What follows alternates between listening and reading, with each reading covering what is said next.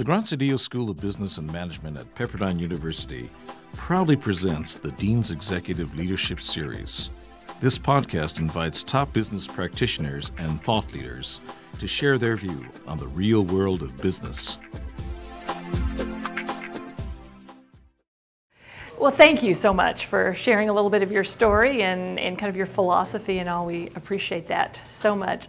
As you were talking, one of the things I was thinking about, we talk so much about kind of the pressure of being in a public company and kind of the quarterly reports and all that. And I was thinking about your life. I mean, you sort of have public review of your performance every time the team gets out there and plays. And so, I mean, the stress from that and the pressure, when what you do is so public and people care so much on a daily basis about how well you're doing, how do you manage that from a leadership perspective, both personally and then kind of through the organization? I think the people here have been through it for so long that it's expected. It's very interesting that the newspaper writers get to write whatever they want, say whatever they want, and they're not accountable to it. And I learned from someone in the newspaper business, who was in the newspaper business, which was a Gannett company, says, never fight your battles in the paper. There's no reason to comment on those things. They're going to say what they want to say. It doesn't really stress us out. Mike Sosha always says, turn the page, tomorrow's another game. And we lost tonight, but hey, I got to look forward to tomorrow. I won't read the paper tomorrow, but I'll watch the game again tomorrow night. We have little superstitions that we do.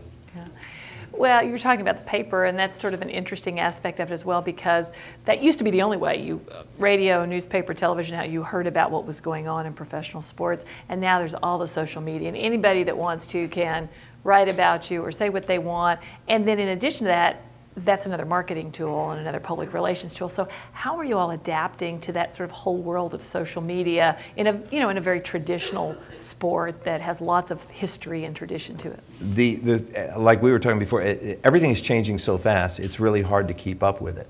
Every year we hire about four to 10 interns, young people that have gotten out of college that understand that media more than I, or John, or Artie, and we rely heavily on them to help us reach that people. Every year, at the end of the year, I take all the interns out to lunch and ask them, did you learn anything? And the whole thing is, well, we didn't know we were going to have to work this hard, and I go, well, that's the way it goes, we don't believe in, bringing people in just to file. We want to tap their brain about what's going on out there, and they'll even tell us it's moving faster than they can keep up with. I think some of what's happening out there is Twitter and Facebook. The only thing that bothers me, we're losing some of our communication skills of being able to communicate. The kids, I say, well, how do you get your information? They get it all off the internet. They don't read the paper anymore, and I think that's the way it's going, and we have to adapt to that. Even with Major League Baseball, which we call BAM, which is Major League Baseball Advanced Media, they've really taken that over. Sure. If you go on there, I mean, you can watch the game on there. They show you every pitch, tell you what a slider. They show you this and show you that. That's not for me, but it's the way it's going to go, because the younger generation wants information, and they want it immediately, and they want to know about that information. It's changing fast, and you try to adapt, but as soon as you do, boom, changes. Something new comes along. That's it. Fabulous. Well, let's see what questions we have from the audience. Right here, we'll start there. I just wanted to say right off the bat that I just want to commend you for what you've done here at the Angels. I have for many years been a Dodger fan, a diehard Dodger fan, and over the last couple of years I have come to just really love and appreciate the Angels and this particular stadium. I've come here with a friend who just loved the Angels, and I fell in love with it because of what you've done. It's very family friendly. It's very warm and inviting. I love coming here. You've just done amazing things, and I just want to commend you for that. Well, thank you. So I was wondering, what is your greatest challenge? It's to continue that fan experience. My challenge right now, and this is on the business side, is this stadium's the 4th oldest stadium in the league. And it looks nice, but there's a lot of infrastructure that I spend a lot of time working on, and down there with the duct tape and holding it up and tacks and everything else like that. One of the, the fan experience is just the key focus. I think we talk about that more at our staff meetings than anything else. What can we do to make it better?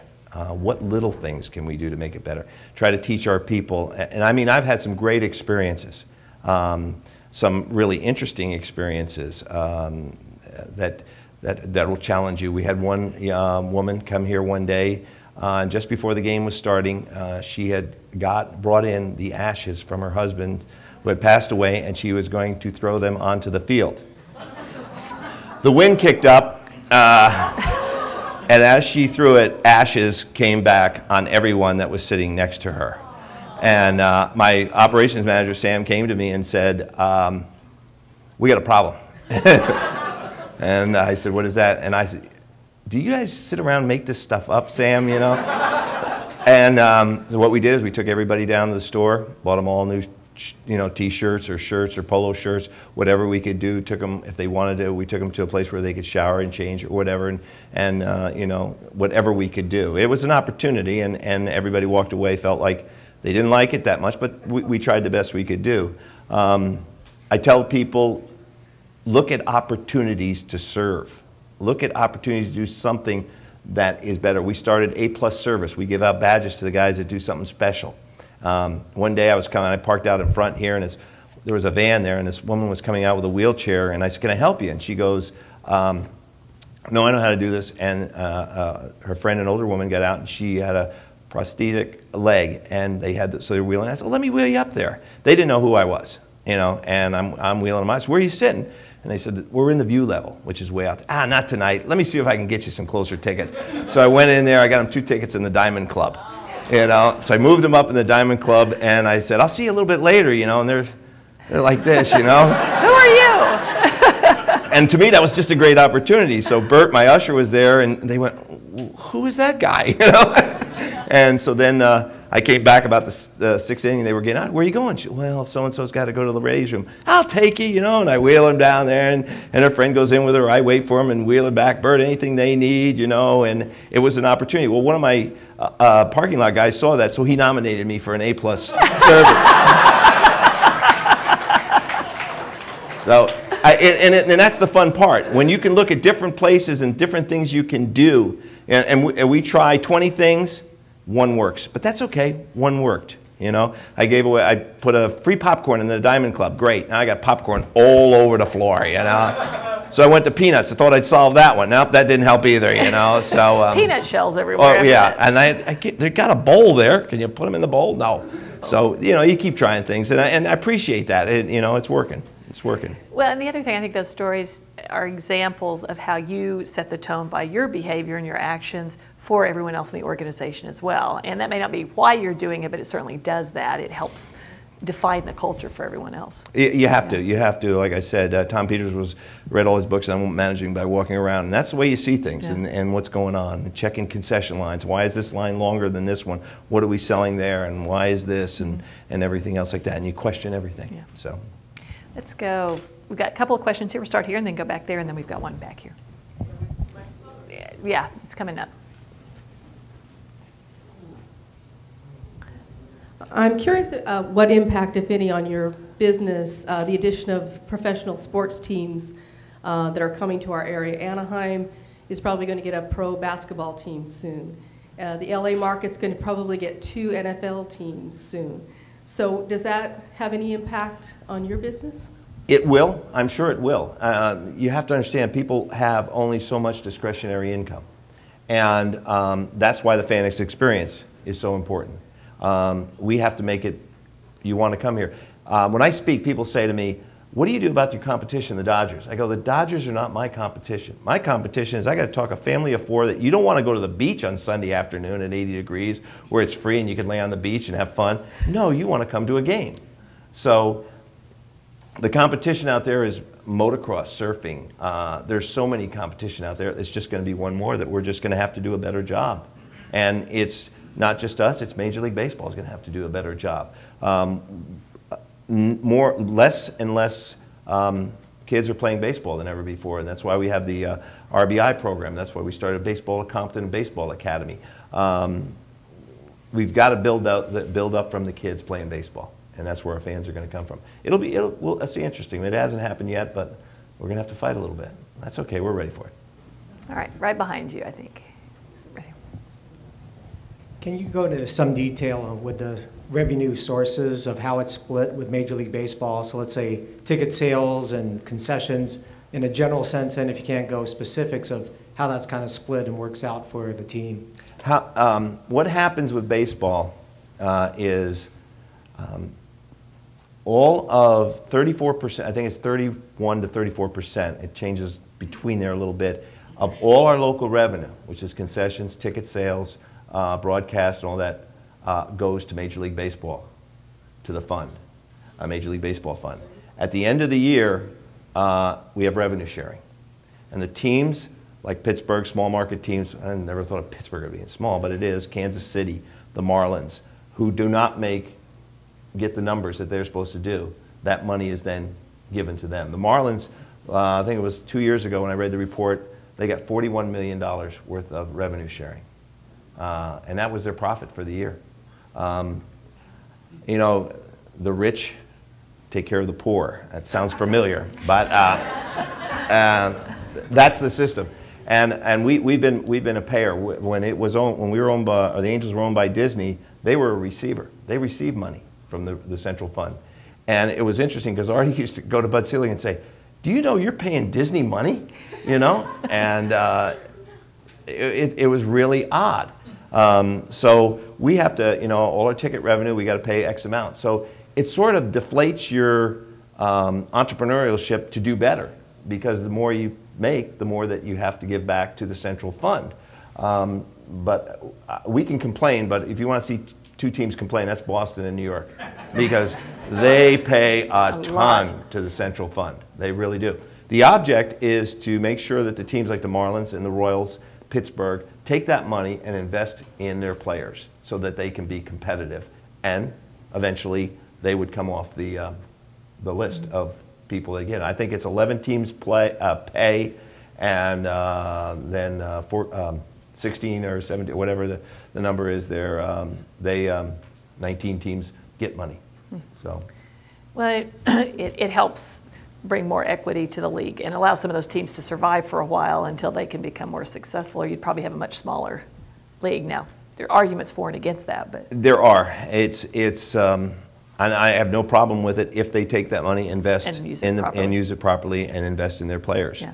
I think NBA has a different rule there, where you receive money for like 3 years, and if you don't improve, so there's a limit to how long. It starts cutting back. But you know, again, you know, and then there's ways around it too. Like if you build a new stadium, you can deduct some of those costs, which that's why the Yankees, I think, built a new stadium. But the Marlins did too. But the Marlins were receivers. They received a lot of money. Interesting. A lot of money. Yes. We've got a microphone here, and then I'm going to go back here to this woman on the next to the last row back here. So hi, this question here is about branding in the Los Angeles Angels of Anaheim. How did that come about, and how's it working? And it wasn't at all controversial. At the no. Only cost us $7 million to get something we owned.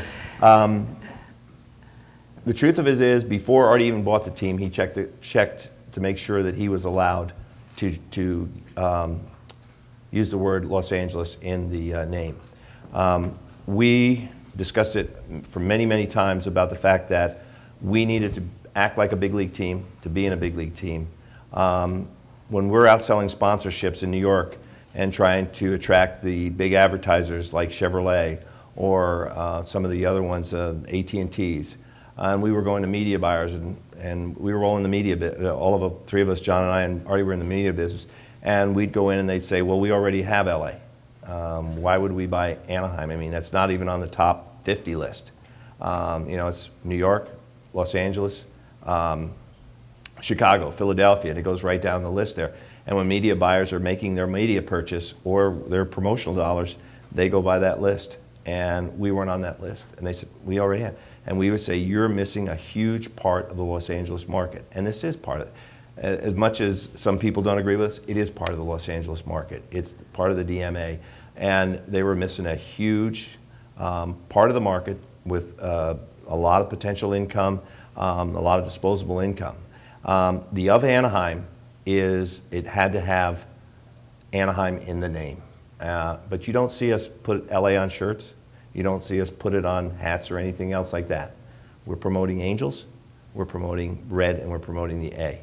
That's more of a thing, you know, Artie and I would go to, and it's nothing against the city of Anaheim, but when I go to Yankee Stadium and I see New York Yankees versus the Los Angeles Angels, it just has a better ring to me as far as two big markets fighting it out and trying to build a little bit of a rivalry there. There wasn't much last week when I was there, but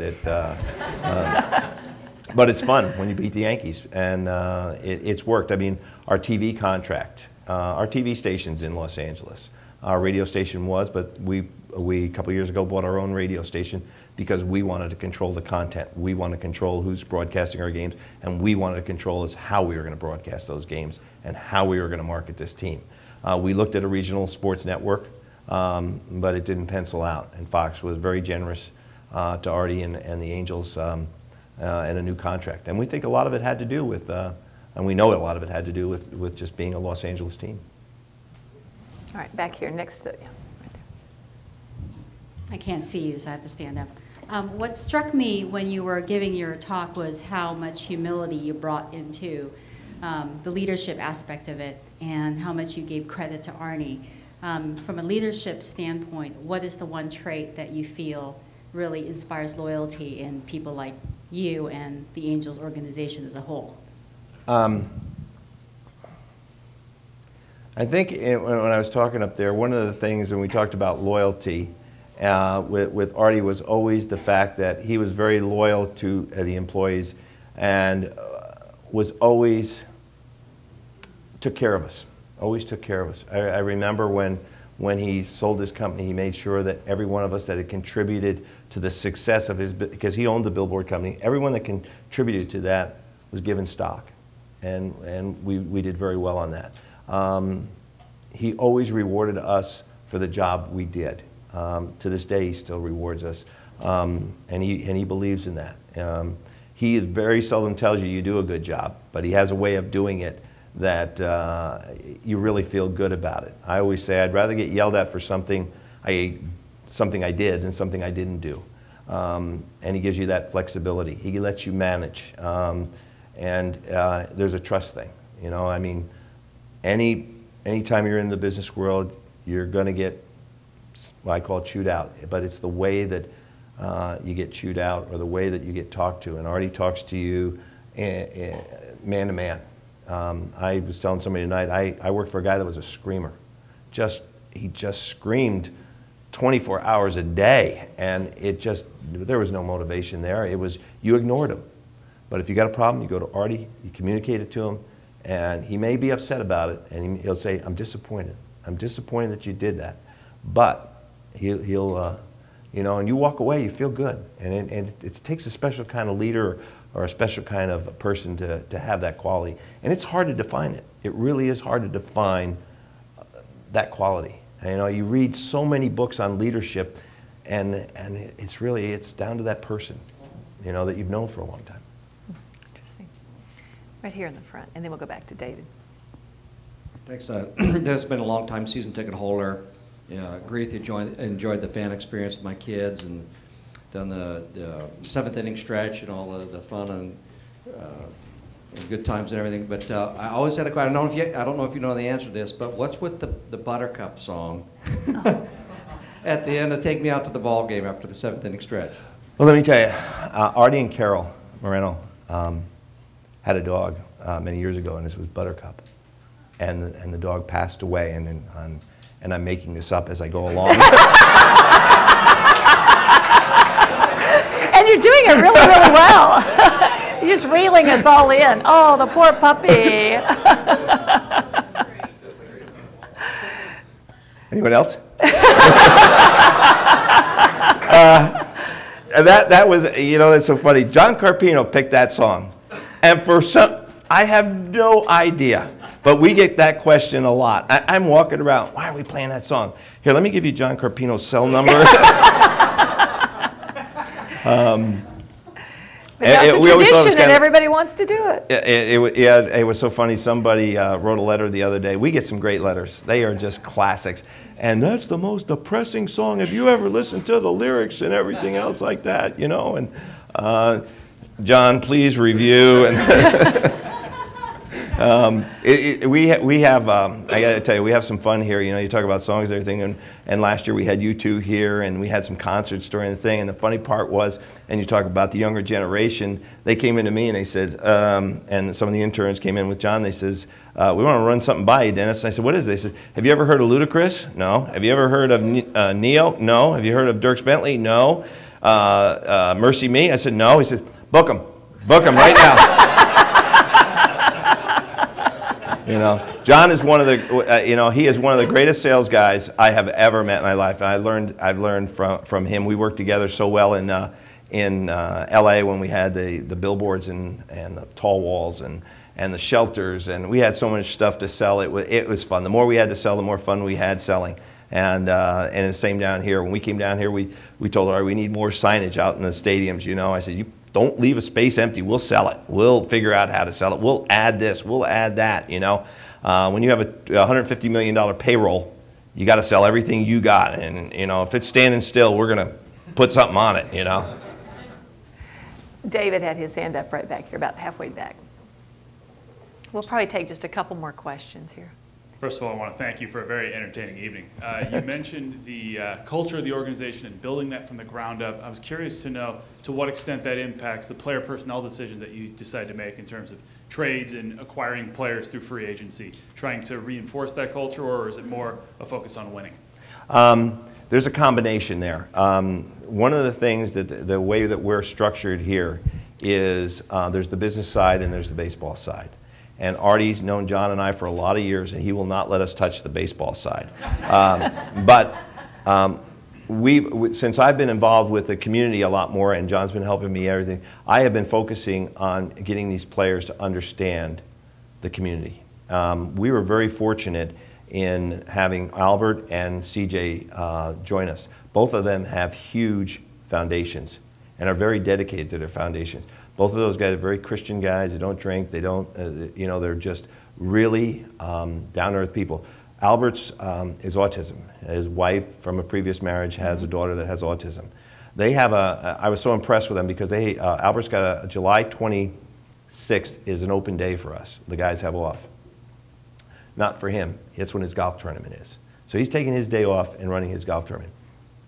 Same day, CJ's got a bowling tournament down at Anaheim 300 Bowl on his day off, and he's going to get some of the players and to join him. And what I'm trying to do is get some of the younger players. Our players came up, they've been in high school and they're drafted and they go to the minor leagues.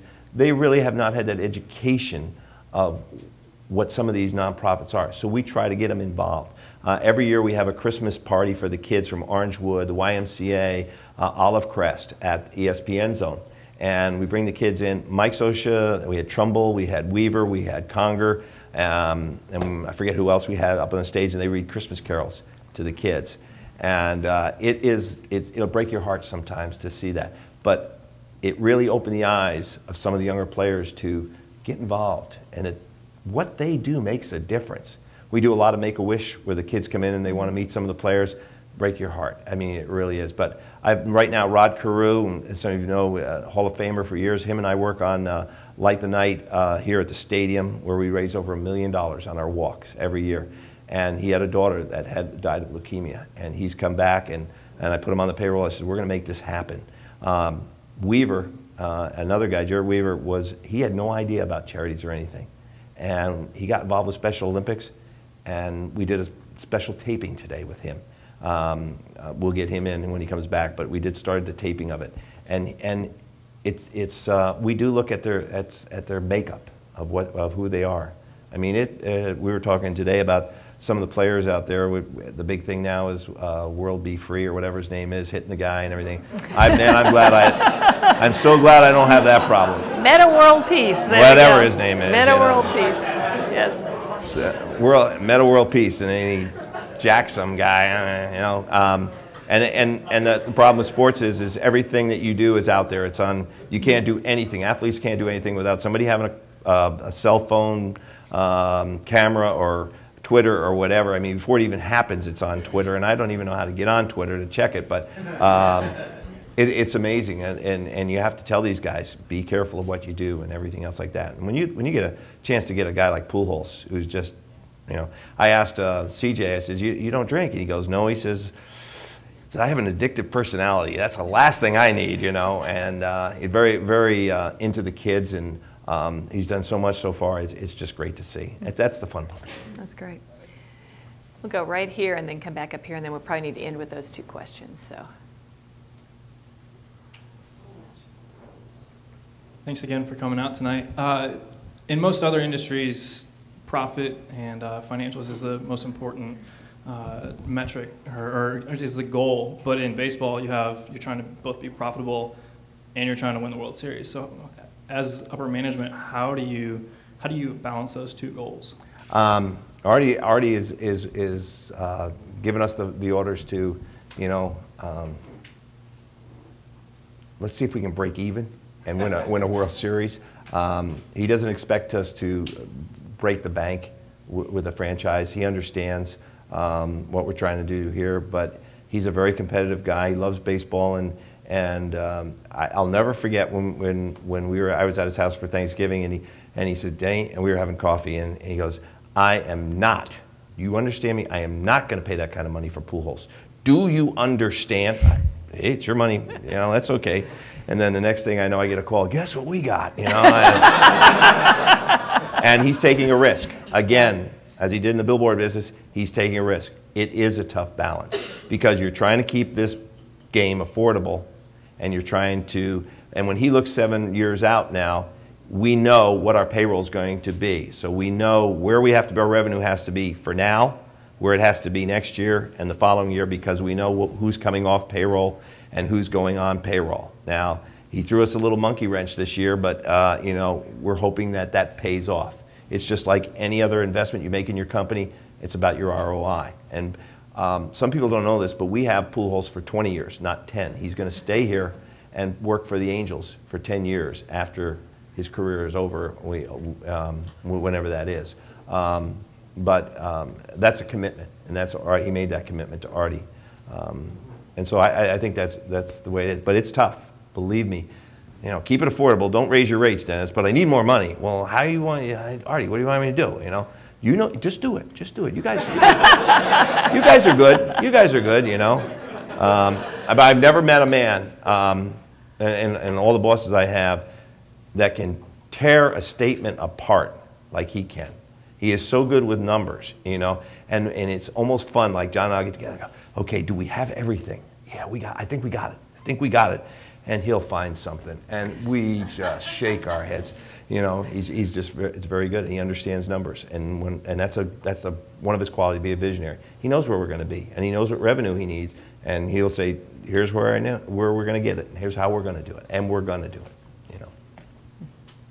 Last question right here. I'm a resident of the city of Anaheim, and I'm just wondering what your feelings are as far as Anaheim as a partner, as a city, as a partner. Our partnership with Anaheim has really, after the trial, it was a little testy, but it's very good. It's very, very good right now. I've been working very closely with Chris Murray, very closely with Gail Eastman. And we've done some things together that have been some fun. Gail Eastman came to me and said we want to do the gift of history, the largest history lesson in the world, and we brought 34,000 kids into the ballpark for a history lesson, and we set the Guinness World Book of Records, and that was fun. And that's part of our commitment to being proactive with the city. You know, we have a new mayor, Mayor Tate, and we have a very good relationship with him. Tom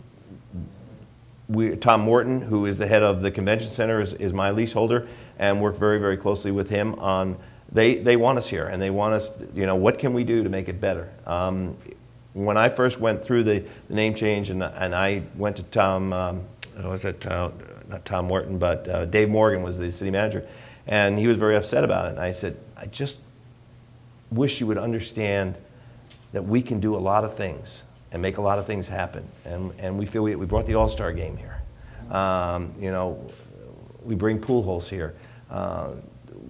when they announced that we got pool holes on MLB Network and across the country, I mean, we couldn't pay for that kind of advertising. And I'll be honest with you, when I grew up, I was a Yankee fan in New York and in New Jersey, and I really didn't care if you called them the Long Island or the New Jersey. I didn't care. All I cared about, they were the Yankees, and that's what I care about. And that's what we're trying to get across. I want to see every kid in Southern California with a red A hat or an Angel hat. It doesn't have to say Los Angeles. It just has to say Angels on it, because that's who we are. And it's, again, educating the city where we want to go. But the city's been very, very good to us. Very, very good to us. They're a great landlord, and they've helped us with some projects. They want to be a partner, and that's what we want to be. Wonderful. Well, we had better stop there. Getting late in the evening, but thank you so much, Dennis, you're welcome. for sharing with us. We appreciate it so much.